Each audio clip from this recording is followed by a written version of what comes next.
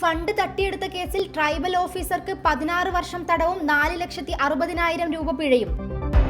സാമൂഹിക സുരക്ഷാ പെൻഷൻ കൈപ്പറ്റിയ സർക്കാർ ജീവനക്കാരുടെ പേരുകൾ പുറത്തുവിടണം. മുഖ്യമന്ത്രിക്ക് പ്രതിപക്ഷ നേതാവിന്റെ കത്ത്. വഖഫ് ബോർഡ് പിരിച്ചുവിട്ട് ആന്ധ്ര സർക്കാർ. നടപടി സ്വാഗതം ചെയ്ത് BJP.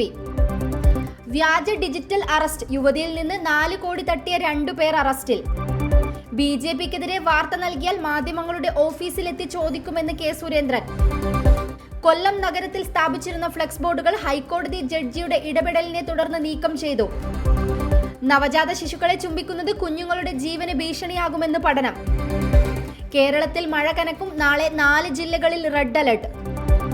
ഡൽഹിയിൽ സഖ്യമില്ല. നിയമസഭാ തെരഞ്ഞെടുപ്പിൽ AAP ഒറ്റയ്ക്ക് മത്സരിക്കുമെന്ന് കെജ്രിവാൾ.